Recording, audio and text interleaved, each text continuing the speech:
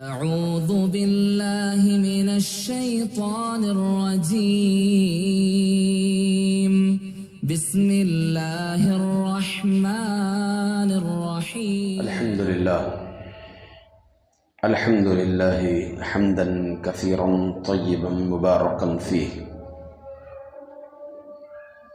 أما بعد، قال النبي صلى الله عليه وسلم: ليس على الأرض من أنجاس القوم شيء إنما أنجاس القوم على أنفسهم. معزز حاضرین، کل کے درس میں ہم جانے تھے کہ شراب کی نجس، شراب کی گندگی یہ حسی ہے یا معنوی ہے. اس مسئلے کو میں آپ کے سامنے وضاحت کیا تھا. آج کے درس میں ہم جانیں گے کہ شرک یا مشرک کی نجاست، شرک کی نجاست، مشرک کی نہیں بلکہ شرک کی نجاست، کیا یہ حسی ہے یا معنوی ہے. اس سلسلے میں قرآن کریم کی ایک آیت واضح ہے جس میں اللہ تعالیٰ نے فرمایا: انما المشرکون نجس، یقیناً مشرکین نجس ہیں. تو بظاہر آیت سے یہ معلوم ہوتا ہے کہ مشرکین بھی بقیہ نجاستوں کی طرح یہ بھی نجس ہیں. مثال کے طور پر جیسے بدن پر کچھ گندگی گر جائے، پیشاب گر جائے، ہاتھ پر گر جائے، لگ جائے کچھ گندگی، تو جیسے اس کو دھو کر ہی نماز پڑھنا ہے، ویسے ہی مشرکین کو اگر ہم چھو دیے، ہینڈ شیک کر دیے، ملاقات کر دیے، تو کیا ہم ہاتھ دھلنا پڑے گا؟ ایسی کوئی بات ہے کیا؟ شرک کی نجاست سے مراد ایسی نجاست ہے؟ تو ہم یہاں پر کہیں گے کہ نہیں، کیونکہ شرک کی نجاست معنوی ہے، حسی نہیں ہے. معنوی مطلب اللہ کے رسول صلی اللہ علیہ وسلم حدیث میں صاف فرماتے ہیں کہ جب وفد ثقیف ان لوگوں کو مسجد میں ٹھہرایا گیا، قیدی بن کر کے آئے تھے جن کے بعد، تو بعض صحابہ نے کہا کہ اللہ کے رسول آپ انہیں مسجد میں ٹھہرا رہے ہیں، حالانکہ یہ پلید ہیں، نجس ہیں، کیونکہ اللہ تعالیٰ نے قرآن میں فرمایا انما المشرکون نجس. تو مسجد کے اندر ٹھہرنا کیسا ہے؟ گویا مسجد میں پیشاب کر دیں تو پانی بہانا ہے، تو گویا یہ مشرکین اگر مسجد کے اندر داخل ہو جائیں گے تو کیسے ہو پائے گا؟ یہ تو پلید ہیں.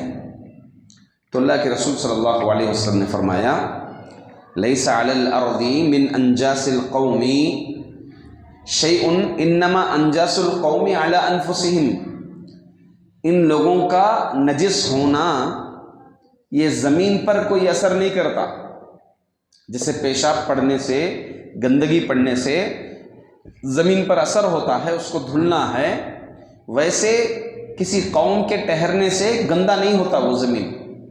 انما انجاس القوم علی انفسہم، لوگوں کا پلید ہونا ان کے دل میں ہے، ان کے نفسوں پر ہے، یعنی توحید کو چھوڑ کر کے شرک کو اپنانا، یہ نجس یہاں پر مراد ہے.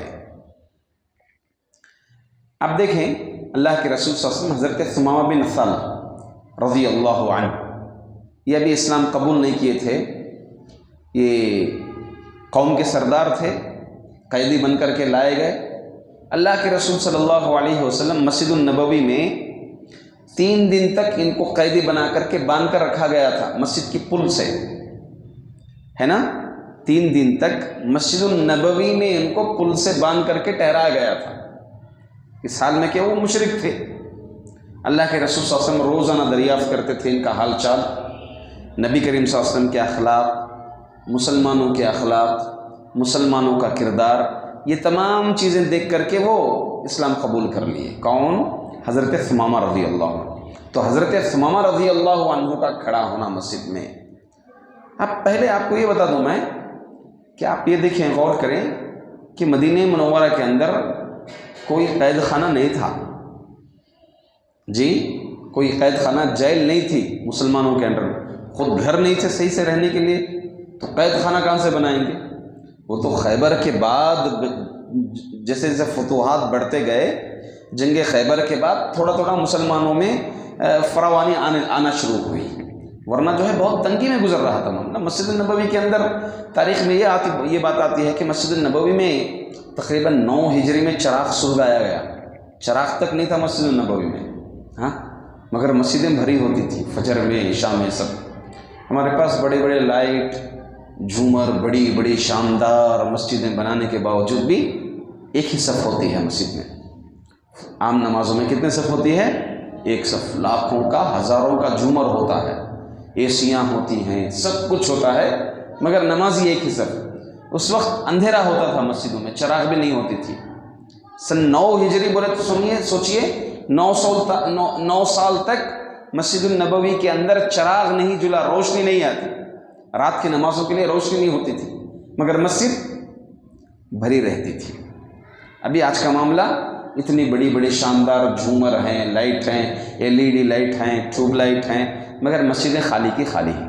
بہرکیف حضرت ثمامہ رضی اللہ عنہ کو مسجد میں باندھ کر رکھنا، اور ہاں ایک دوسری بات یہ بتانی ہے، بتا رہا تھا میں، قید خانہ نہیں تھا، کہاں پر؟ مدینے میں۔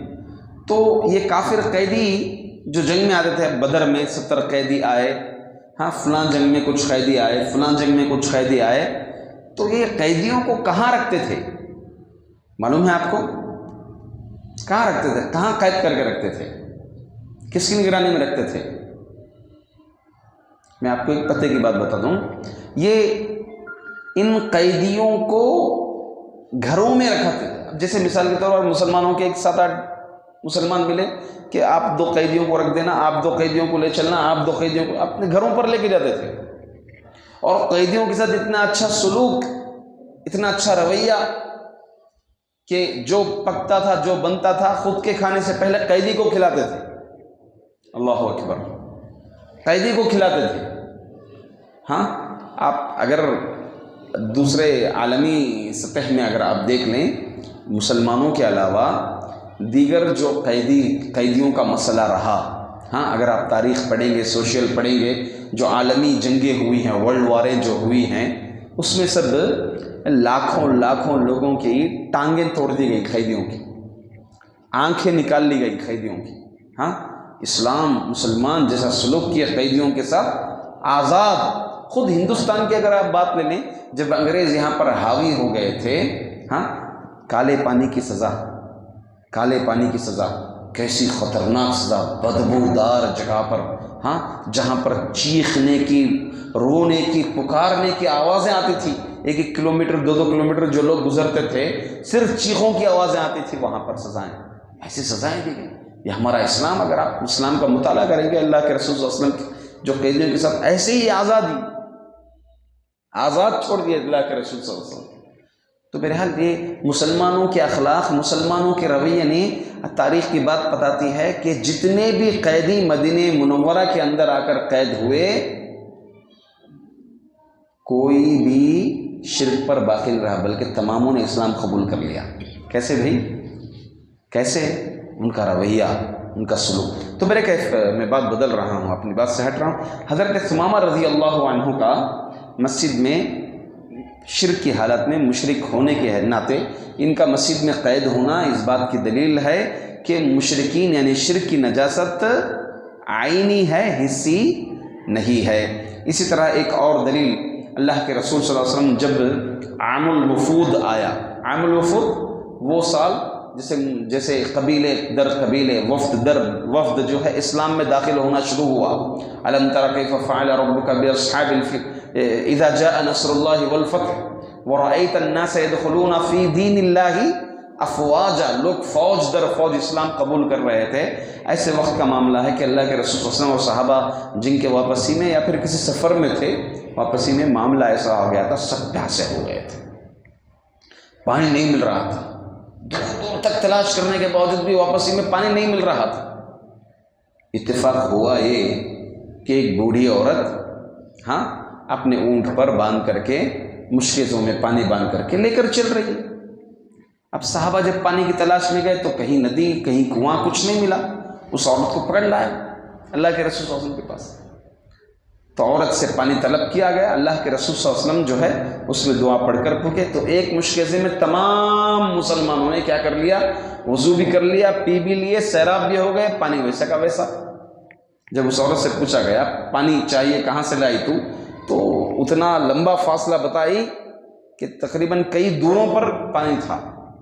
تو اس لیے کیا کیا، اللہ کے رسول صلی اللہ علیہ وسلم برکت کی دعا پڑھ کر پھونکے تو اسی ایک پانی سے پانی سب مست ہو گئے، سیراب ہو گئے، پانی ویسے کا ویسا، اور ساتھ ساتھ میں اس بوڑھی عورت کو جو ہے ہدیہ تحفہ دے کر بھیجے اللہ کے رسول صلی اللہ علیہ وسلم۔ تو یہ مشکزہ کس کا تھا؟ مشکزہ کس کا تھا؟ مشرک عورت کا۔ تو جبکہ جو ہے اسی پانی سے کیا کیے ہیں مسلمان، وضو کیے ہیں۔ تو اس سے معلوم یہ ہوا کہ مشرکین کی نجاست عینی ہے، حسی نہیں ہے، پیشاب وغیرہ کی طرح ویسی نجاست نہیں ہے۔ اسی طرح اللہ کے رسول صلی اللہ علیہ وسلم کو حدیث میں آتا ہے، نبی کریم صلی اللہ علیہ وسلم کو جو ہے گوشت آیا تھا، ہدیہ آیا تھا، بنا کر کے بھیجی تھی ایک یہودی عورت۔ نبی کریم صلی اللہ علیہ وسلم نے اسے تناول فرمایا، حدیث میں آتا ہے وہی مسمومہ، زہر ڈال کر کے بنا کے بھیجی تھی۔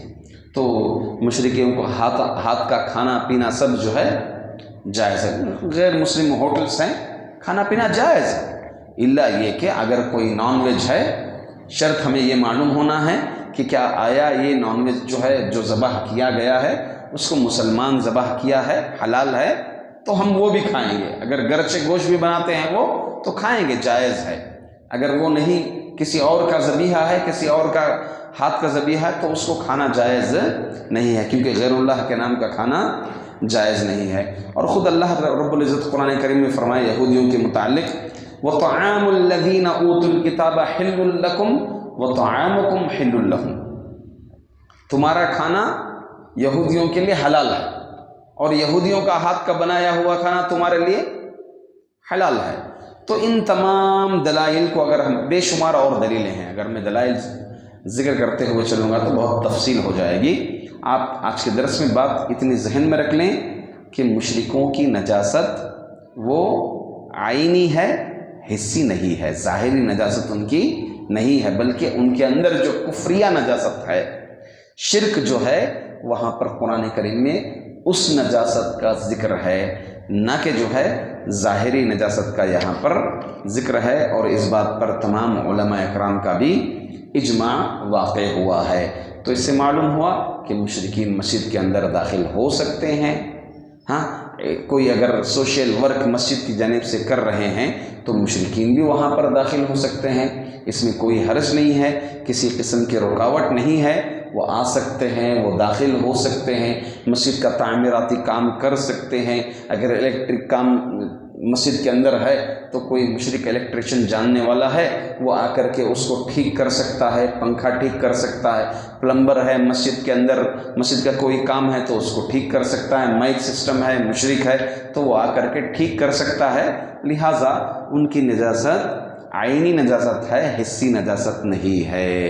تو معلوم یہ ہوا کہ اسی طرح سے کچھ لوگ کہتے ہیں کہ اسلام قبول کرنے کے بعد وہ غسل کرنا ہے، نہیں ہے، ایسی کوئی واجب غسل کی بات نہیں ہے۔ تو لہٰذا مشرکین کی نجاست عینی ہے، حسی نجاست نہیں ہے۔ اللہ سے دعا ہے، اللہ تعالی اعوذ باللہ من الشیطان الرجیم وَيُنَزِّلُ عَلَيْكُم مِّنَ السَّمَاءِ مَاءً لِّيُطَهِّرَكُم بِهِ وقال النبي صلی اللہ علیہ وسلم الماء طہور لا ينجسه شیء۔ معزز حاضرین، پچھلے درس میں ہم شرک کی نجاست سے متعلق جانے کے بعد کہ شرک کی نجاست یہ حسی ہے یا معنوی ہے، تو بات واضح ہوئی تھی کہ شرک کی نجاست معنوی ہے، حسی نہیں ہے۔ یعنی اگر کوئی مشرک ہمیں چھو دے تو ہاتھ کا دھلنا کوئی ضروری نہیں ہے۔ بے شمار دلائل اس سلسلے میں آپ کے سامنے پیش کیے گئے تھے۔ اس کے علاوہ کچھ چیزیں جو انسان کے منہ سے نکلتی ہیں، جیسے رات میں سویا ہوا تھا، ایک قسم کا تھوک جمع ہو جاتا ہے، منہ سے گر جاتا ہے، جسے جوئنٹ بولتے ہیں ہمارے اس میں بنگلوری زبان میں، اور اسی طرح سے انسان کا قے کر دیا تو کچھ گر گیا لباس پر. تو انسان کے منہ سے جو بھی چیزیں نکلتی ہیں وہ نجس نہیں ہیں، اس کو ہم نجس نہیں کہیں گے، الا یہ کہ جو شریعت میں بتا دیا گیا ہے وہ چیزیں نجس ہیں، یعنی ان چیزوں کو بہا دینے سے یا اگر وہ چیزیں سوکھ بھی جائیں تو اس میں کوئی حرج نہیں ہے. آج ہم انشاءاللہ یہ بات شروع کریں گے، اس عنوان کو شروع کریں گے کہ نجاستوں کو دور کرنے کا طریقہ کیا ہے. نجس چیزیں اگر گر جائیں تو اس کی تطہیر کا طریقہ کیا ہے، پاک کرنے کا طریقہ کیا ہے.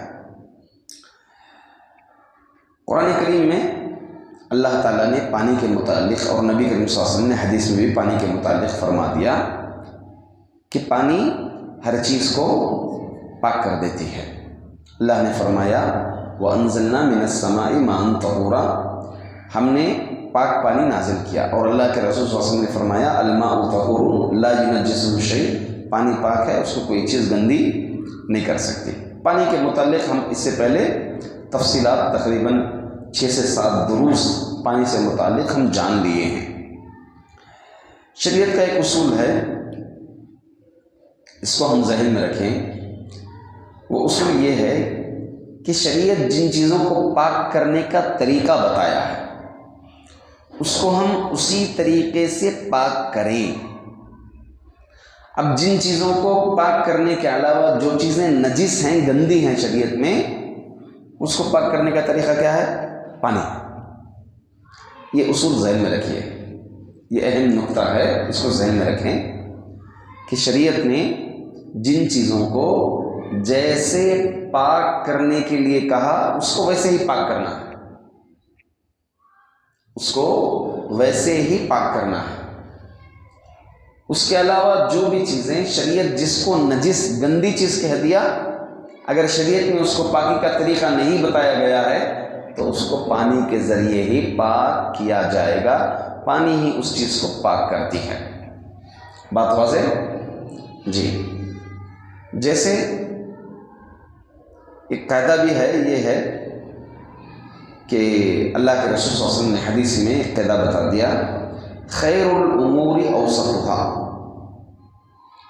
کہ بہترین معاملہ کیا ہے، اس میں کا درمیانی طریقہ اصول اپنا لیا جائے. یہی شریعت کا ایک اصول ہے، ایک قاعدہ ہے. اب جیسے منی سے متعلق شریعت نے یہ بتایا کہ اس کو کیا ہے، یہ تھوک کی طرح ہے، ایک بلغم کی طرح ہے. یہ جیسے بلغم گر جائیں تو جیسے کھرچ دیتے ہیں، ویسے منی کو کھرچنے سے کافی ہے. اسی طرح جوتے میں اگر یا پھر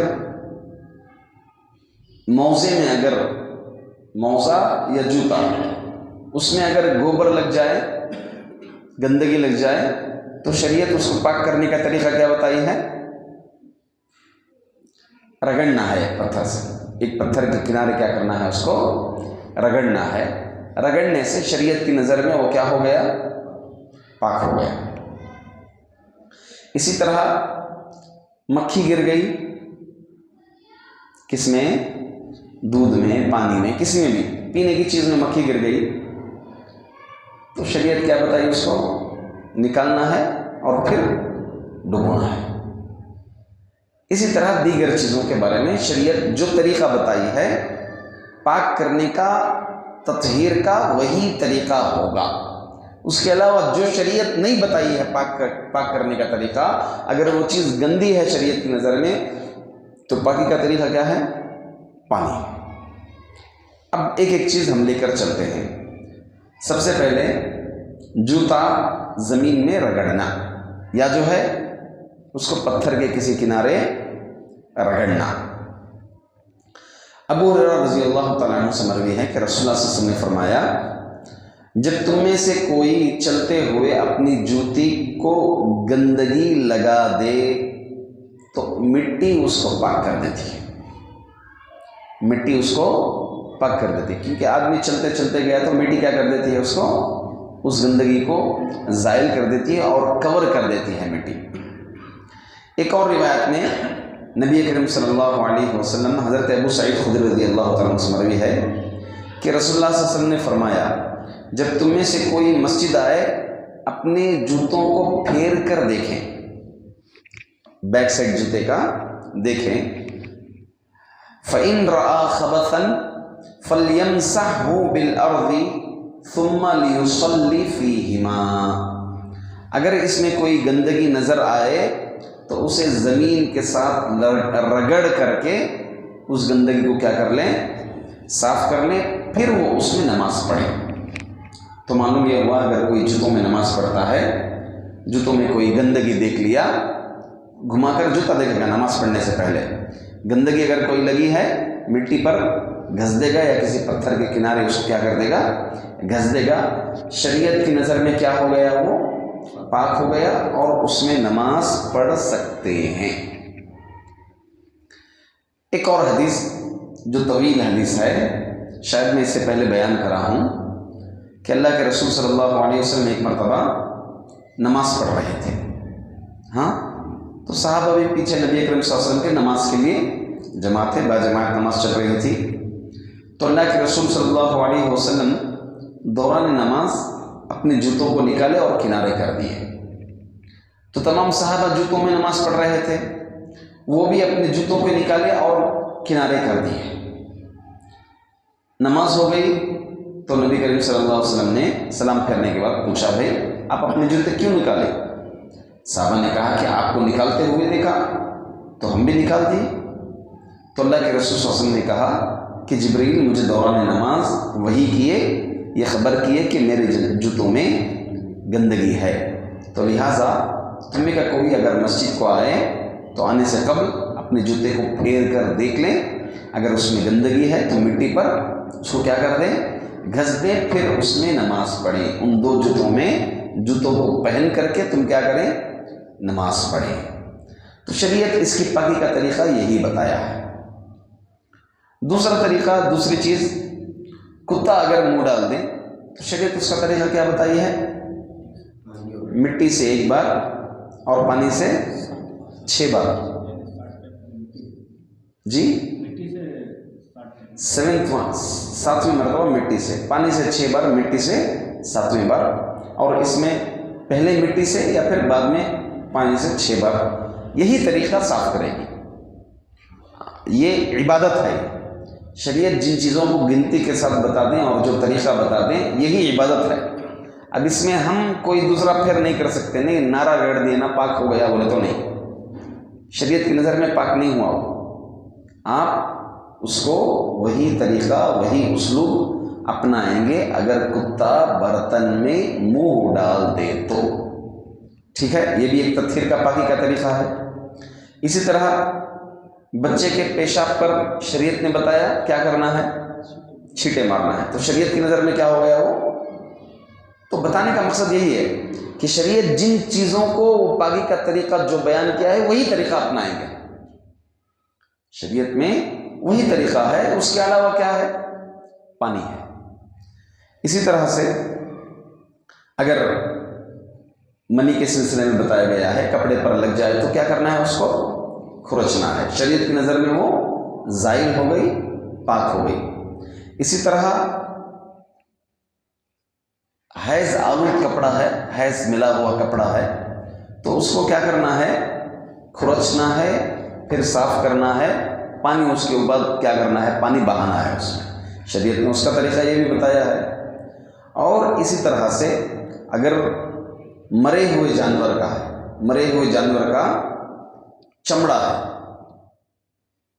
مرے ہوئے جانور کا، مردار کا چمڑا نگنے سے پاک ہو جاتا ہے، یعنی اب مردار کا گوشت جائز ہے، جائز نہیں ہے، مگر اس کا چمڑا جائز ہے۔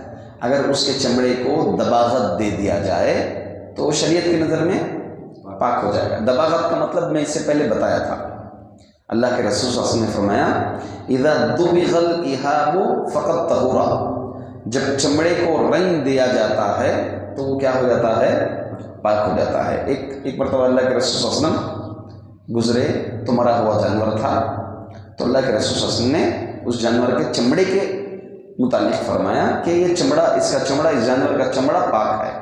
شریعت کی نظر میں اگر اس کو دباغت دے دیں، دباغت سے پہلے وہ ناپاک ہے، دباغت دے دیا جائے تو وہ پاک ہے۔ اور اسی طرح اگر گندگی کے متعلق ایک اور پاکی صفائی کے متعلق مکھی سے متعلق ہے، جس میں اللہ کے رسول صلی اللہ علیہ وسلم نے فرمایا اذا وقع الذباب في شراب احدكم فليغمسه كله ثم لينزعه فإن في أحد جناحيه داء وفي الآخر شفاء۔ اللہ کے رسول صلی اللہ علیہ وسلم نے فرمایا جب تم میں سے کسی کے مشروب میں مکھی گر جائے تو آپ اس کو کیا کریں، کیا کرنا ہے، اس کو نکالنا ہے، باہر نکال کے پھر ڈبانا ہے، پھر اس کے بعد آپ شریعت کی نظر میں پاک ہے، شریعت کی نظر میں کیا ہو گئی، پاک ہو گئی۔ اس کے علاوہ جو چیزیں جس کا خون نہیں آتا ہے، جس کا خون نہیں آتا ہے، یا پھر اس کا خون اگر گرنے سے مائع نہیں ہوتا، پھیلتا نہیں، تو ایسے کوئی جانور گر جائے تو شریعت کی نظر میں پاک ہی ہے، وہ کوئی مسئلہ نہیں ہے کھانے میں پینے میں، سائنسی اعتبار سے اس کے جسم کو کوئی نقصان نہیں پہنچے گا۔ جیسے چونٹی گر گئی، میٹھا دال بنا رہے تھے، شکر میں چونٹی تھی، چینی میں آپ کو میٹھا مل گیا، پھر وہ چونٹی آ گئی، تو شریعت کی نظر میں کیا ہے، وہ پاک ہے، کیونکہ ان کے گندے ہونے کی کہیں پر بھی شریعت میں دلیل نہیں۔ ہاں یہ الگ بات ہے، یہ الگ بات ہے کہ آدمی کی گھن محسوس نہیں کرتی، طبیعت نہیں مانتی، تو وہ اس کی طبیعت کا معاملہ ہوا ہے، مگر شرعی اعتبار سے اس کو حرام نہیں دے سکتا۔ یہ اصول ذہن میں رکھیں، آپ یہ بات ذہن میں رکھیں کہ اگر آپ کی طبیعت کسی چیز کو نہیں مان رہی ہے تو شریعت کا حکم نہیں بدلتی۔ اگر آپ کی طبیعت نہیں مانتی، ہم کون ہوتے ہیں بھائی، ہماری طبیعت نہ مانے تو شریعت پر حکم لگا دیں۔ نبی کا معاملہ، نبی کے لیے ہی اجازت نہیں تھی یہ چیز، اللہ اکبر، نبی ایک دسترخوان پہ بیٹھے ہوئے ہیں، کیا لایا گیا تھا دسترخوان پر، گھوڑ پھوڑ نبی کے دسترخوان پر ہے، سامنے صحابی بیٹھے، نبی کے سامنے، صحابی کے سامنے آیا، اب اللہ کے رسول خاموش بیٹھے دسترخوان، پوچھا اللہ کے رسول بولے کیا یہ حرام ہے، نہیں کھانا آپ، اب سامنے ہے یہاں پر، کہا کہ حرام تو نہیں ہے، بس یہ ہمارے سرزمین میں نہیں پایا جاتا، ہم لوگ اس کا استعمال نہیں کرتے، بس میری طبیعت اس کو کھانے کا من نہیں کر رہا ہے، تو اس کا مطلب یہ نہیں کہ وہ چیز حرام ہو گئی۔ اللہ کے رسول نے کہا حلال تو ہے، نبی کے سامنے خود صحابی کھائے وہ چیز کو۔ اگر کوئی چیز ہماری طبیعت نہیں کہتی ہے، اب کسی کا مزاج نہیں ہے وہ بیف نہیں کھاتے ہیں، کسی کا مزاج ہے بکرا نہیں کھاتے ہیں، مرغی نہیں کھاتے ہیں، مگر اس کی حلت و حرمت ہم ثابت نہیں کر سکتے۔ نبی کو جو چیز پسند نہیں تھی، نبی نے اس چیز کی حلت و حرمت کو قرار نہیں دیا، تو ہم کون ہوتے ہیں؟ ہاں، اس مسئلے کو آپ ذہن میں ضرور رکھیں کہ شریعت نے جس چیز کو پاک کرنے کا ایک طریقہ بتا دیا ہے، وہ چیز اگر اپنا لیا جائے تو شریعت کی نظر میں پاک ہے۔ وہ آپ مٹی سے ایک بار دھل دیے برتن کو، پھر 6 بار پانی سے دھل دیا، 6 بار پانی سے دھلے، مٹی سے ایک بار آخر میں آپ دھل دیے، نہیں اسے صابن ڈال کو نہیں رگڑے نہ اسے، ہم نہیں کہہ سکتے، کیونکہ شریعت کی روح سے وہ پاک ہے۔ آپ اگر سائنس بھی آزمانے تو وہ پاک رہے گی چیز۔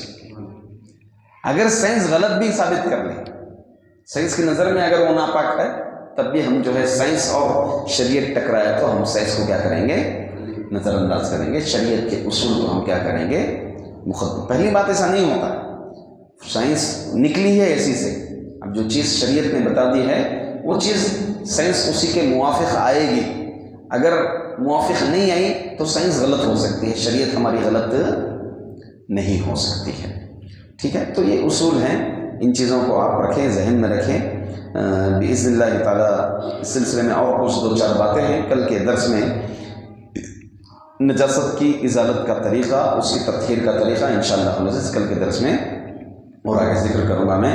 اللہ سے دعا ہے کہ اللہ تعالی ہمیں حق علم حاصل کرنے. اور اما بعد، عن عائشة رضی اللہ عنہا قالت كانت يد رسول الله صلى الله عليه وسلم اليمنى لطهوره وطعامه وكانت يده اليسرى لخلائه وما كان من أذن. رواه ابو داود. معزز حاضرین، پچھلے درس میں ہم نجاست کو زائل کرنے کا، نجاست کو دور کرنے کا، گندگی کو صاف کرنے کا طریقہ کل کے درس میں ہم نے شروع کیا. تو اس میں بات یہ سامنے آئی کہ شریعت میں جن چیزوں کی نظافت کا، پاکی کا، تطہیر کا جو طریقہ بیان کیا گیا ہے وہی طریقہ اپنایا جائے. جیسے شریعت میں اگر بچے کا پیشاب پڑ جائے بدن پر، کپڑوں پر، تو چھینٹوں سے ختم ہوا. شریعت کی نظر میں چھینٹے مارنے سے وہ شریعت کی نظر میں پاک ہو گیا. اسی طرح گلاس میں، پانی میں، دودھ میں، مشروب میں اگر مکھی گر جائے تو شریعت میں یہ ہے کہ اس کو نکالا جائے، پھر اس کو ڈبو کر کے باہر نکال دیں. تو وہ جو اس کی نجاست ہے، اس کا جو مرض ہے وہ ختم ہو جاتا ہے، زائل ہو جاتا ہے. شریعت کی نظر میں تو وہ چیز پاک ہو گئی. کل یہاں تک ہماری گفتگو ہوئی تھی، بات ہوئی تھی. دوسری بات آج آگے یہ ہے کہ نجاست ایک تو بدن سے دور کی جاتی ہے، دوسری نجاست کپڑوں سے دور کی جاتی ہے، تیسری یہ کہ نجاست جگہ سے کی جاتی ہے، زمین سے کی جاتی ہے. بدن کا طریقہ کار تو بتا دیا گیا کہ بدن پر اگر نجاست ہو تو اس کا طریقہ کیا ہے؟ پانی سے اس چیز کو ختم کر دیا جائے. اور اگر بدن پر نجاست، گندگی، ایسی گندگی ہے جو انسان استنجا کے بعد حاصل ہوتی ہے، تو دو پتھر سے کم از کم تین پتھروں سے وہ گندگی دور ہو جاتی ہے. اسی طرح کپڑوں پر میں نے بتایا تھا، ایک تو پانی کے ذریعے سے اس کو کیا کر دیا جاتا ہے؟ اس گندگی کو دور کر دیا جاتا ہے. اسی طرح کپڑوں پر اگر دیگر گندگی ہو تو اس کو کھرچا بھی جاتا ہے، کھرچ کر کے بھی نکال دیا جاتا ہے. تیسرا جو ہے نجاست اگر زمین پر گر جائے تو اس کو پاک کرنے کے دو طریقے شریعت. زمین پر اگر گندگی گر جائے تو اس کو پاک کرنے کے دو طریقے ہیں. مثال کے طور پر پیشاب اگر گر جائے زمین پر تو صفائی کے دو طریقے. پہلا طریقہ یہ ہے کہ پانی منگایا جائے، پانی کے ذریعے سے اس نجاست کو دھو دیا جائے، دور کر دیا جائے. جیسا کہ اللہ کے رسول صلی اللہ علیہ وسلم کے دور میں ایک اعرابی آیا، مسجد میں پیشاب کر دیا تو نبی اکرم صلی اللہ علیہ وسلم پانی منگوائے اور بہا دیا. تو ایک تو پانی کے ذریعے سے زمین کی نجاست، زمین پر پڑی ہوئی نجاست کیا ہو جاتی ہے؟ دور ہو جاتی ہے. دوسرا طریقہ کار نجاست دور کرنے کا جو ہمیں حدیث سے معلوم ہوتی ہے وہ یہ ہے کہ اس کو اپنی حالت پر چھوڑ دیا جائے یہاں تک کہ وہ سوکھ جائے. اگر کوئی گندگی سوکھ جاتی ہے، اس کا دھبا ختم ہو جاتا ہے، تو شریعت کی نظر میں وہ وہاں سے نجاست دور ہو گئی، ختم ہو گئی. مثال کے طور پر اگر کسی نے پیشاب کر دیا زمین پر نماز کی جگہ میں اور کچھ وقت کے بعد ہوا کے ذریعے سے یا دھوپ کے ذریعے سے وہ سوکھ جائے تو شریعت کی نظر میں وہ جگہ پاک ہے. شریعت کی نظر میں کیا ہے؟ وہ جگہ پاک ہے. اب اس کی دلیل کیا ہے؟ دلیل کیا ہوگی اس کی؟ آپ میں سے کوئی بتائیں گے کہ زمین پر کوئی گندگی گرے اور وہ سوکھ کر کے وہاں سے ختم ہو جائے، شریعت کی نظر میں وہ جگہ پاک ہے. اس کی کیا دلیل بن سکتی ہے؟ جی، جانور رکھنے کی جگہ، رہنے کی جگہ ہے. جی، مٹی کے نیچے چلے جاتی ہے، دفن ہو جاتی ہے وہ جگہ. دیکھیں عہد نبوی صلی اللہ علیہ وسلم میں زمین کیسی تھی؟ مٹی کی زمین تھی، کوئی ٹائلز یا پھر سیمنٹ وغیرہ سب نہیں کروا گئے تھے، وہاں پر مٹی کی زمین تھی۔ تو حدیث میں آتا ہے، عبداللہ بن عمر رضی اللہ عنہ راوی ہیں، فرماتے ہیں کہ میں رسول اللہ صلی اللہ علیہ وسلم کے زمانے میں مسجد میں رات گزارتا تھا۔ کون؟ عبداللہ بن عمر رضی اللہ عنہ۔ یہ صحابہ کا مسجد سے لگاؤ۔ اللہ کے رسول صلی اللہ علیہ وسلم کے دور میں مسجد النبوی کے اندر رات گزارتا تھا، اور ان کے تعلق سے آتا ہے کہ راتوں میں بہت کم سویا کرتے تھے، تہجد کے پابند تھے۔ کون؟ عبداللہ بن عمر رضی اللہ عنہ، خصوصاً ایک خواب دیکھنے کے بعد۔ وہ واقعہ طویل ہے، اس کو چھوڑے۔ فرماتے ہیں وَكَانَتِ الْكِلَابُ تَبُولُ وَتُقْبِلُ وَتُدْبِرُ فِي الْمَسْجِدِ فَلَمْ يَكُونُوا يَرُشُّونَ شَيْئًا مِّن ذَلِكَ۔ فرماتے ہیں مسجد میں کتے آتے تھے، جاتے تھے، کبھی کبھی پیشاب بھی کر دیتے تھے۔ مسجد نبوی اب یہاں کی طرح جیسے لاکنگ کا سسٹم نہیں ہے کہ مسجد سے کچھ چوری ہو جائے گا۔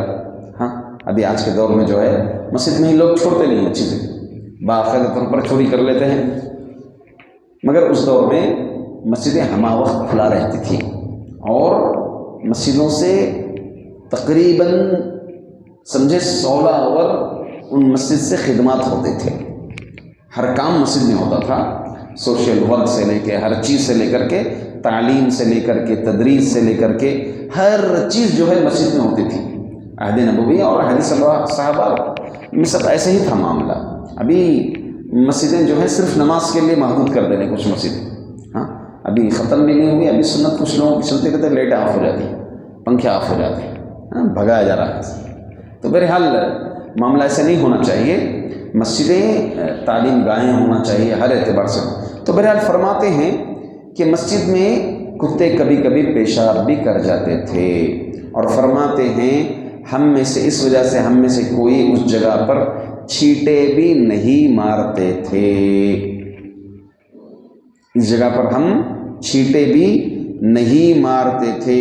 آپ کو یہ روایت ایک تو ابو داؤد میں مل جائے گی، ہاں اسی طرح بخاری تعلیقاً، امام بخاری رحمۃ اللہ علیہ نے بھی اس روایت کو نقل فرمایا ہے۔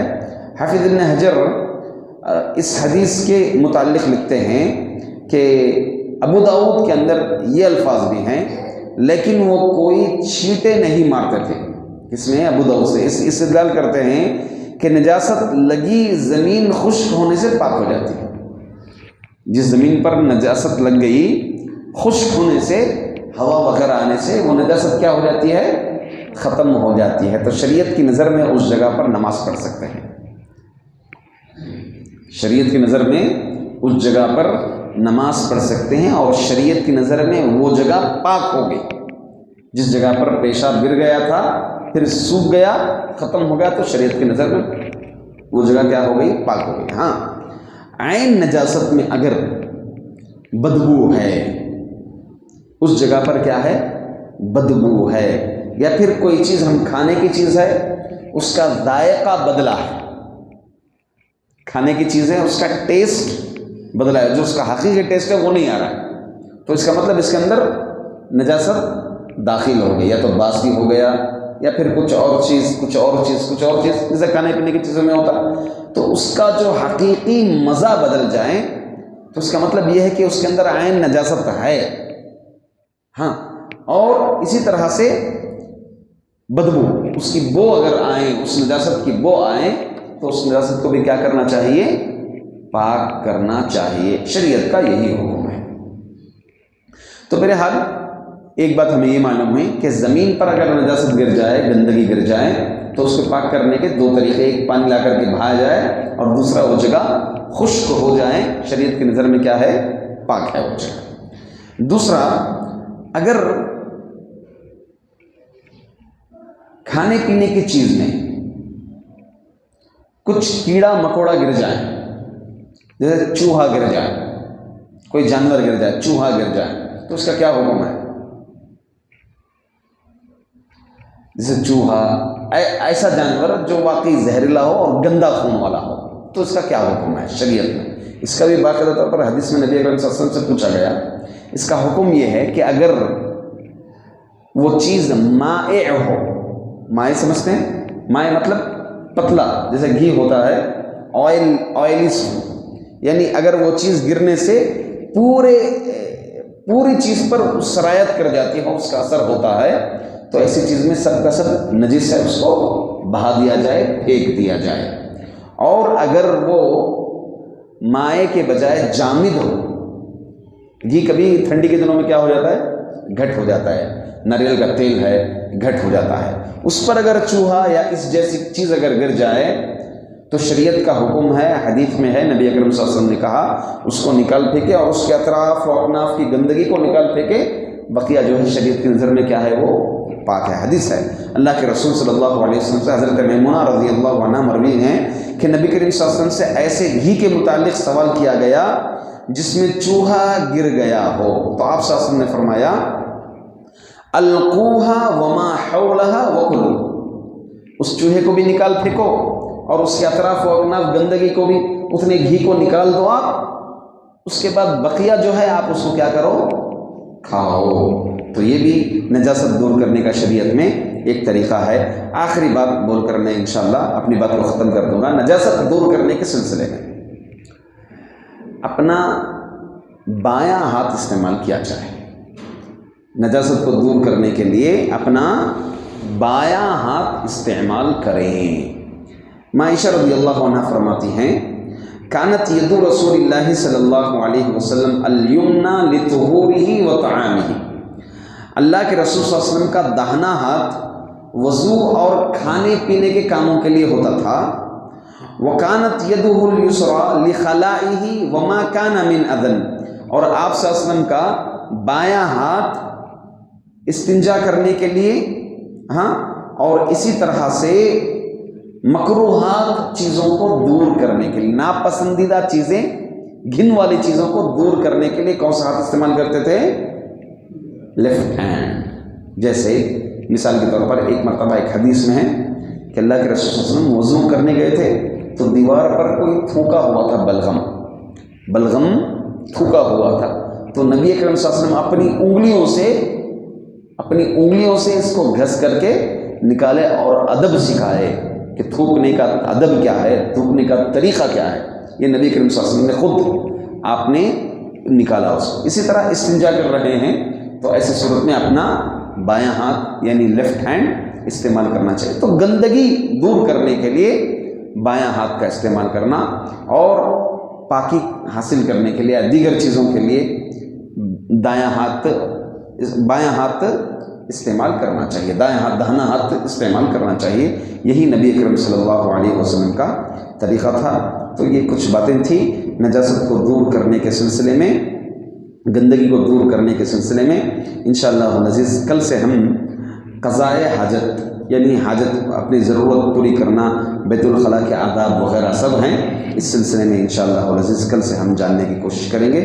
اسی طرح وہ چیزیں جن سے وضو ٹوٹ جاتا ہے، اس سلسلے میں بھی انشاءاللہ مفصل ہم معلوم کرنے کی کوشش کریں گے. اللہ سے دعا ہے کہ اللہ تعالی ہم تماموں کو نجاست دور کرنے کی توفیق عطا فرمائے. آمین. السلام علیکم.